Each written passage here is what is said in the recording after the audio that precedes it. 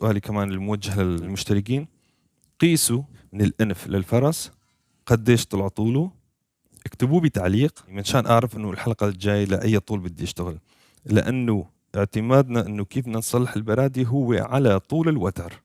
أهلا وسهلا فيكم جميع أصدقائي وأحبابي، معكم أخوكم سربس شاشان من سلسلة تعليم الآلات الوترية الشرقية، البزق، الساز، البغلمة والعود. آخر فيديو عملناه كان هو تعديل برادي الآلة البزق، وكان الإقبال عليها جدا يعني حلو، وشكرا لتعليقاتكم الحلوة والإعجابات، وضلوا هيك على هذا النحو. أكيد بدي رحب بالمشتركين الجدد اللي إجوا لحد هذا اليوم، يعني بأقل من 5 أيام زادوا فوق 300 مشترك، وهذا الشيء يعطينا دفعة معنوية إنه نكمل على شيء أحلى وأحلى، وهذا إثبات على إنه المحتوى بيرضيكم وانه شيء حلو. كتبتوا انه بدنا لآلة الساز، طبعا هي يعني متداولة اكثر بين الاكراد كونه هن يعني مشتركين معي كتير. فاليوم جبنا لكم آلة الساز، رح نحكي عن تعديل البرادي بنفسك، انه بدون ما ترجع لشركة او انه للصانع. قبل كل شيء معروف آلة الساز هي 23 برداية، وهي مختلفة المقاسات، يعني في الساز الديواني الطويل، في الساز كمان طويل، وفي الساز الطبيعي، وفي ساز قصير كمان، وكذلك الأمر على البغلمة كمان. طبعا أنا حصلت على متر ورقي هون عندنا متوفر، أو تبعية الخياطين كمان بإمكانكم توفروا تبعية القماش، الخياط عندهم هيك شيء، لأنه هذا مرن وأحسن من المسطرة اللي حطيناها بجوز تجرح الآلة. اسمعوني منيح أصدقائي، أي معلومة بقولها، أي مليم بقوله لازم تنفذوه، إلا رح يطلع معاكم غلط. بتدوزنوا تحت، هالمرة ما رح ندوزنوا دو كمان، رح ندوزنوا لا، رح تدوزنوا شو؟ علامة اللا. معلومة كمان صغيرة، اللي بيزعجوا علامة الثالثة الفوق الراسول هات، شايفينه؟ لأنه هن 3 هيك رح يوضح أكتر، هن 3. هذا الراسول الفوقاني إذا مزعج شيلوه، معلش على 2 أو على 1 كمان ما بيأثر، المهم بدي علامة صحيحة، بدي علامة اللا. تمام، استبينا، هي أخذناها. بس أخذنا علامة اللا، بنيجي لآخر علامة اللي هو كمان معلومة صغيرة، لازم تكون شايفين نهاية الصندوق الصدر بعد، يعني بعد بكذا ملي يعني. طبعا هذا الشيء ما فيني حده قديش بعيد، طبعا يعني اكيد مو كمان يعني سنتيم، اقل من نص سنتيم. تمام، هذا الشيء يعني مو انا ولا الصانع يعني بيختار هذا الشيء. طبعا البعد هو انه نص ملي او هيك، شايفين هالمسافه هي، بدي هالمسافه هي. وهلا رح نركز اكثر انه اذا ابعد ولا اقرب. تمام، هذا الشيء يعني المتر رح يحدد هذا الشيء، وليس يعني ما له قاعده اساسيه. تمام، دوزنتو انت لا النظامية، تجي على آخر علامة، آخر برداية. تمام، اللي هي 23 علامة، يعني البرداية رقم 23 لازم تطلع ري سليمة. هون دوزنتو أنا لا. تمام، هون إذا طلع ناقص أو طلع زائد عن الري اللي هو الري الطبيعي، طبعا جواب. إذا طلع ناقص أو زائد، فهون أنتو شو بتحركوا الفرس. كمان معلومة، الفرس بعده لازم يكون من 8 إلى 9 سنتيم، ولكن في حالات بتصير، أو حالات لنقل مثلا صارت معي كانت 10. طبعا على الأغلب هلا انتم ما عندكم الساز الديواني والاطول او ما رح نحكي فيه، واقصر يعني بظن اللي عندكم كمان اقصر من هذا، لانه هذا طويل شوي، هذا جاي على الديواني بس ما هو ديواني. المعلومات اللي جبتها انه مثلا من الصانعين اللي هي من 8 ل 9 سنتيم.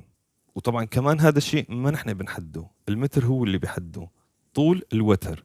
فهلا رح نحكي فيه كمان، رح نعمق اكثر واكثر. المهم طلعت عندي الحاله انه 10 سنتيم. طبعا كيف انه 10 سنتيم؟ أنا عملت 8 أو 9، عملته 9، اجيت على آخر علامة تبدي أعمل الري، ما صارت ري. تمام. فأنا شو عملت؟ اضطريت أقربه، قربته تطلع معي العلامة الري. تمام. فهون منشان هيك يعني ما هو الصانع اللي بيحدد انه هي قديش رح يكون بعدها. طبعا هي يعني كقاعدة من 8 ل 9، بس طلعت معي 10. تمام. حطينا اصبعنا على العلامة هون، طلعت العلامة ري. تمام. بس طلعت العلامة ري نظامي بعد ما انتم حركتوا الفرس، فصار مكان الفرس يعني لا نقاش فيه. هذا ما عاد انه خلص اعتمدنا هاي رقم واحد، خلصنا منه. بنكون نحن من دوزنا لا اخذنا علامة الري صحيحة، فهون نتأكد انه الري كمان صحيح. تمام. والفرس كمان عرفنا انه محله صحيح. بامكانكم تحطوا نقطة صغيرة من شان انه مثلا انه اذا تحرك معكم مستقبلا، اذا لعب في اي حدا مثلا اي عازف ثاني او الاولاد او المهم بترجعوا على النقطة.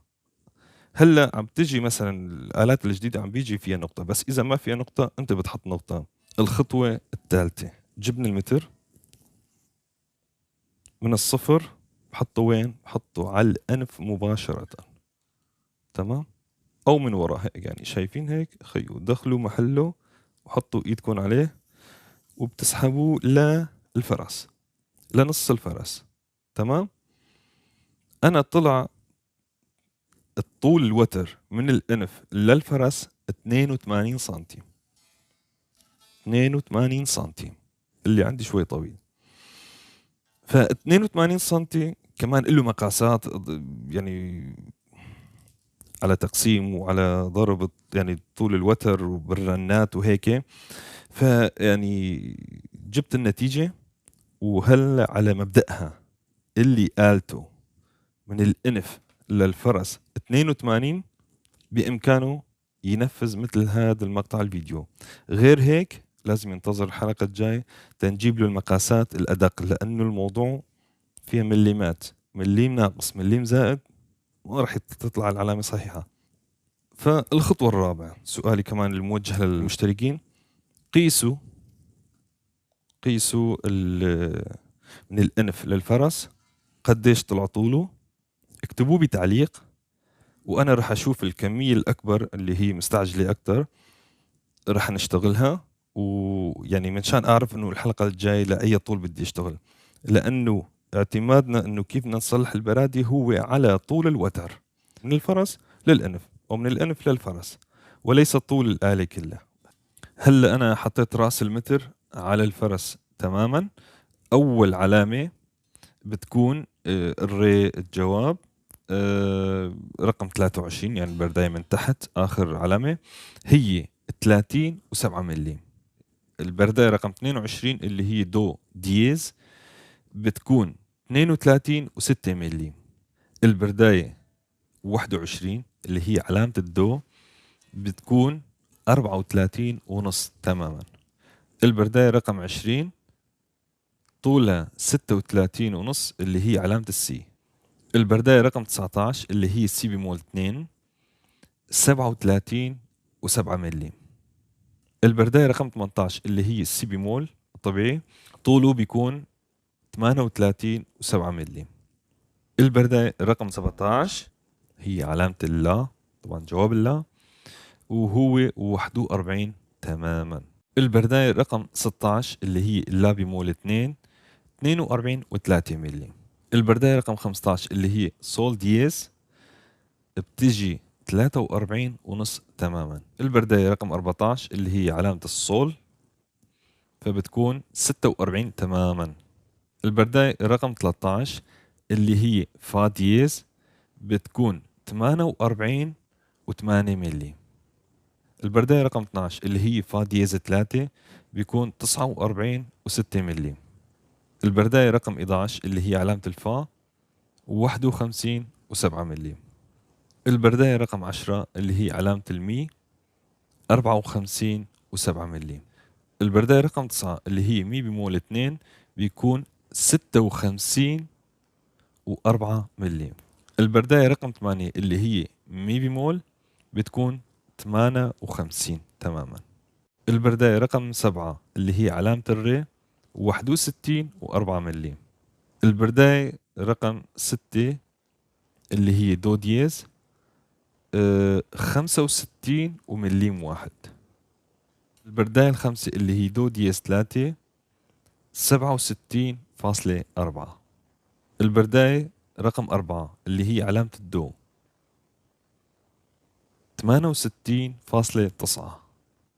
البرداية رقم 3 اللي هي علامة السي هي 73 تماما. البرداية رقم 2 اللي هي السي بيمول 2 75.3 ملي.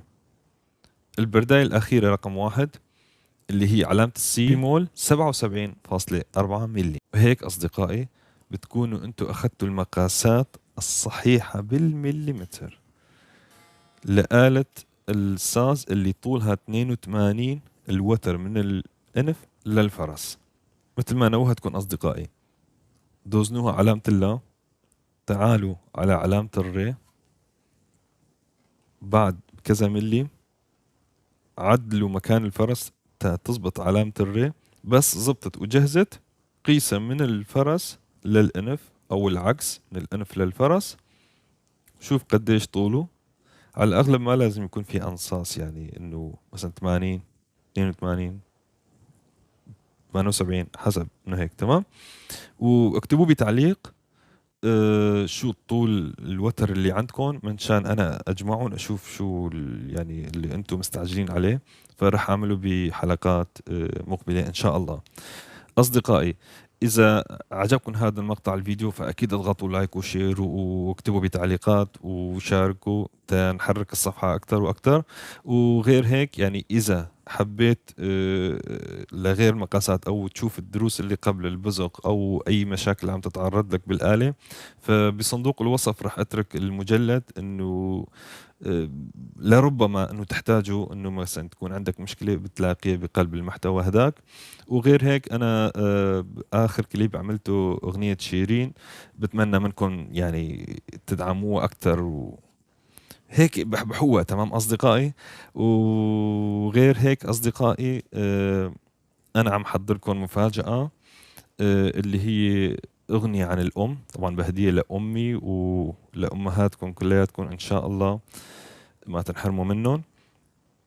والاغنيه باللغه العربيه وفيها مقطع صغيرون باللغه الكرديه. ان شاء الله تنال اعجابكم. كان معكم اخوكم سربساتشا. ضلوا ادعمونا ولا تنسونا، وبانتظاركم في حلقه قادمه ان شاء الله.